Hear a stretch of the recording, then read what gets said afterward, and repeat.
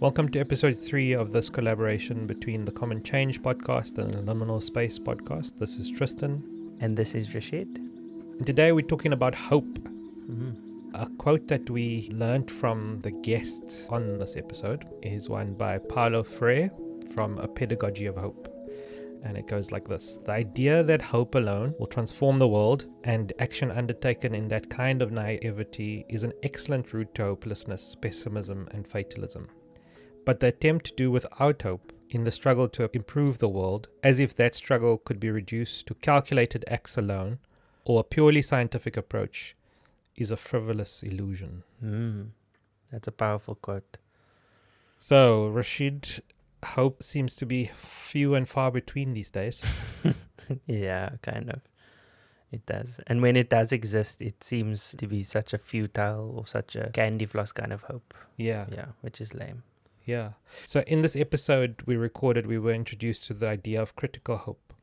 And it comes from a paper written by Duncan-Andrade. Suggests that there are 3 false hopes, what you alluded to.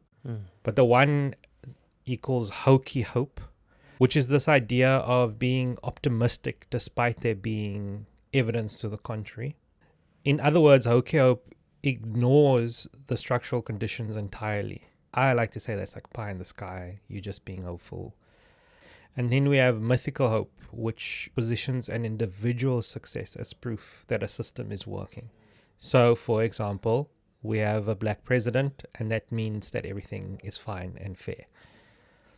And then the last false hope that Dr. Duncan mentions is hope deferred.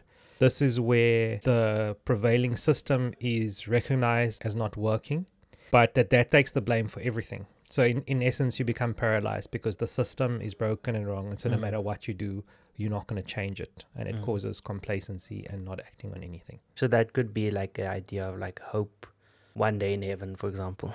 Yes. Yeah, it's deferred. So it's not a possibility on this earth. Correct. It's deferred to at some other time, the reality will change, the material conditions will change. Yeah. Those are useful to acknowledge before we get to critical hope. Critical hope is something that takes into account all of that, the current situation that you're in and the possibility of what might come. So it's the refusal of both cheap optimism and also paralyzing despair. And you are grounded in the honest structural critique paired with committed action. Sure. So Andrade writes this in the context of education and working with young people, but I think it is relevant for us as well. Yeah. Try and maintain a critical hope that is grounded in reality, but it doesn't leave you there with like, there's nothing I can do because the situation is so big. Exactly.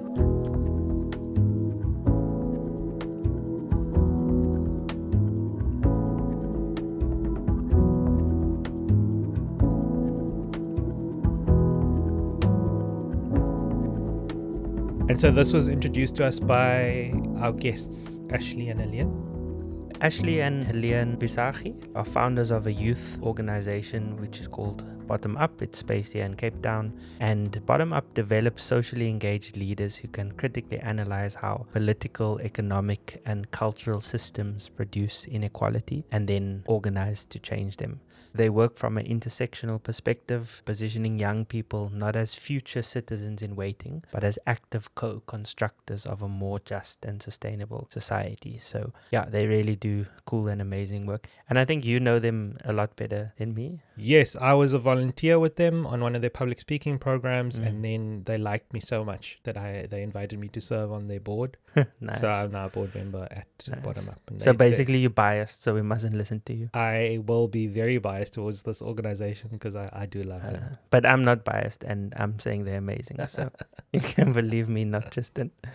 So yeah, what will follow is the excerpt from the episode we had with them. And you'll hear Ashley's response to a question that we had asked, which was along the lines of what is the work that needs to be done given the current reality in our world and in our schools. I think maybe I'll just come at it practically and then try to abstract from there. But I think what we haven't said yet is like there's a turn in bottom-up's work where we began to focus on doing things like youth critical action research, talking about social justice, trying to get students thinking about how power works in society.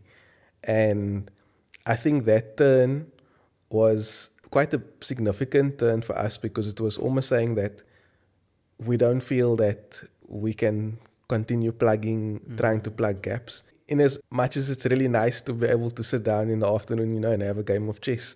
Like, we were saying, like, we only have so much capacity. What are the ways in which we want to commit our time and our resources, and what kind of work do we want to do? And so for us, that was working together with young people and almost, in a sense, democratizing tools of critical thought, like critical sociology, the kind of things that we were busy learning and reading about.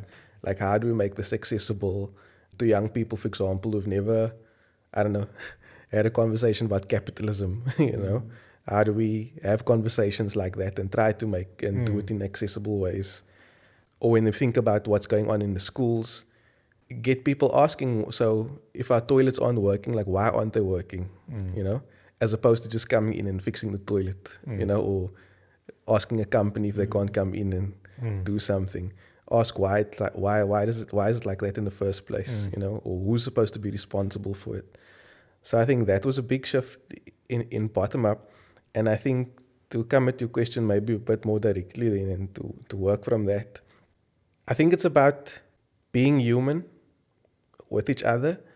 And more than just being human, but also I think what capitalism does, and what all of these oppressive systems do, is they alienate us. They alienate us from our work, they alienate us from each other, they alienate us from the environment. And so when we talk about becoming human or being human in the world, is to kind of repair those relations. How do we imagine futures that, where we aren't stripping the environment of everything because we have a profit motive, where we aren't, sitting on Netflix or whatever it might be, because even our social time has been privatized in a sense. And so schools, healthcare, housing, water and sanitation, whatever it is that you think about, is all affected by these things and is all in need of repair, is all in a state of dysfunction. And so I think the work that needs to be done is, how do we begin to imagine new ways of engaging in all of these different spaces and spheres, repairing those disconnections almost that's there. That's good. Well, I know earlier on we spoke about, I think, Ashley, you mentioned hope, and you both introduced me to this idea of critical hope as a concept.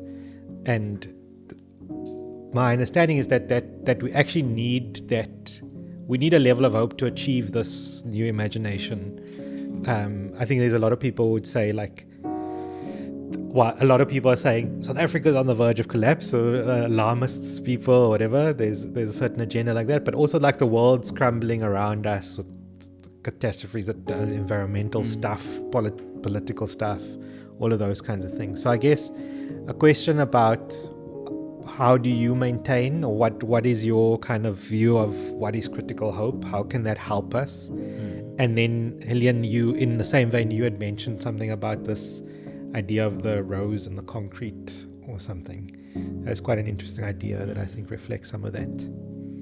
Yeah, so, I think the idea of critical hope, I think that does inform a lot of what we do. I think it's difficult sometimes to keep it. The beginning of Bottom Up was this, I think, from the Andrade article, it talks about hokey hope.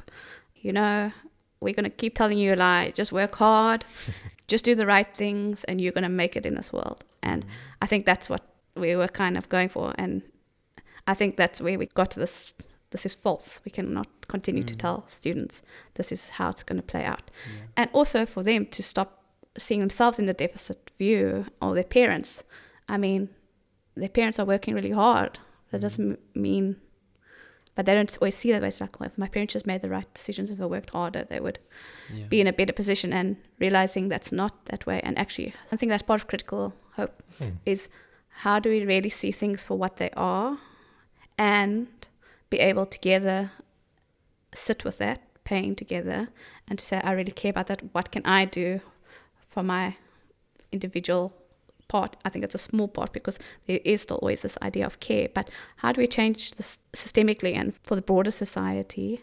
So for me, the critical hope is really being, firstly, telling kids the truth, but they're not getting stuck in this idea, which I think Andrade also then refers to a deferred hope, where we hope one day that everything is going to be rose, but we are all actually feeling really hopeless and defeated that this is not going to happen. We're not going to realize this ever. And so that also alienates you again from each other and from the system. But then really trying to put things in place or do things together, I think is supporting adult and child relationship to move forward. I think the idea is we always want to move forward and not stay stagnant in one position, and then reevaluate, are we making progress? How do we get there? So that would be the idea of critical hope. So yeah, there's some really, really amazing thoughts that came from Ashley and Helene. And there's one particular thing that I love, which Ashley spoke about. He was talking about how, as an organization, Bottom Up got to this place where they decided to stop plugging gaps. And we all see it, obviously, in our context here in Cape Town and in South Africa, and I'm sure in other contexts in the world as well. You see the issues, they're very visible. And then it's almost like, okay, like Ashley said, the toilet in the school is not working. Let's fix the toilet. But then the door breaks or the window breaks. So to start asking questions like, what is going on? Contextualizing it in the context of the city. There's some schools where if that happens, it's fixed before you can even blink, So asking those questions, like leaning into systemic things as well. And as part of their kind of shift that happened was this idea, as Ashley said, where they thought to democratize tools of critical thought. And just for context, they're working with teenagers. It's like high school, which is so cool. That's absolutely amazing. Like, I think of, in my context, where I learned about critical thinking, I was like an old man, like in university. And maybe to ask you as well, Tristan, on your side, when did you start thinking about things critically and, engaging with the world through critical lenses? Yeah, it's interesting. I don't know when that fully happened or am I fully doing that now even? But a big moment for me, I think, was when I was in high school and I had an economics teacher who just gave me language for what was going on in the world at that time. So just talking about the economics in South Africa, the different economic policies, and he would often bring in relevant global events that was happening that caused me to think differently and to ask questions of the world. Which is, now that I think about it, it was such a gift. That's cool. I think these days I'm thinking more about how important critical thinking or independent thought is as well, because we have so many different things that are vying for our attention and can guide our thought in a different kind of way. And so it's important for us to stay human and hold on to what humans do. So we should be good at critical thinking. Exactly. And I think it is a battle because there's so many things that would want us to not think for ourselves. And I guess that one thing that critical thinking can do, again, if we engage with ideas like hope and we engage with that critically, it can create a kind of hope that is embodied, steadfast, and which takes seriously what is actually going on in the world, But then also is courageous and brave and said, but there could still be something different. We can all be part of making it so, Yeah. I think that's the balance also in what Ashley and Helene was sharing with us, is the questioning nature, the critical thought about our current reality, being realistic, but also being hopeful. And that does lead into imagination. So you doing it simultaneously. It's like, okay, we're trying to critique the current structure of the world, but we also try and imagine something new and building, actually not just imagining something new, but building towards that new thing. Because the reality is, when you're critiquing the current structure of the world, you're actually critiquing an imagination of the world. The status quo world that exists was imagined by someone or by people. So we're actually questioning that imagination, which means that you certainly have to then, and it's a beautiful thing, progress into a new alternative imagination. So Yeah. And maybe importantly, with what you're saying now is that someone imagined the current world order the way it is, and then they put massive amounts of resources into making Yeah. it so. And so it's a question for us about, if we are imagining a new world, what are we putting towards that? Yeah. Of all sorts of resources, our own thoughts and critiques and all of that stuff, but also like physical resources, money and land and power and all of this kind of thing. Yeah. Where what are we putting in towards that new imagined world?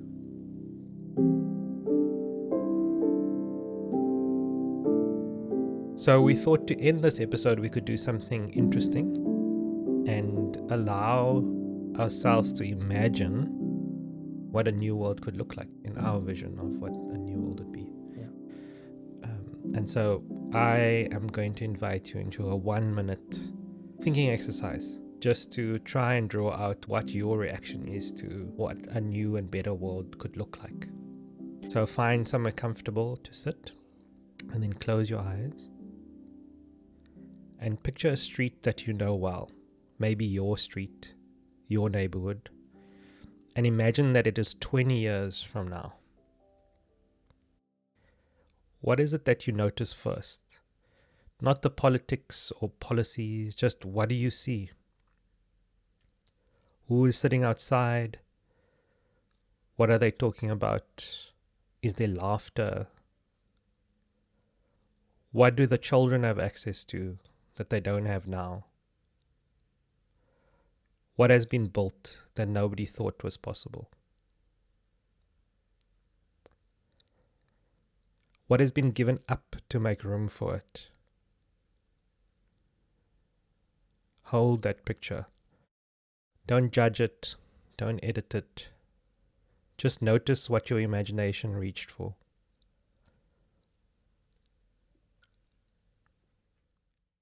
And then come back to the present and open your eyes.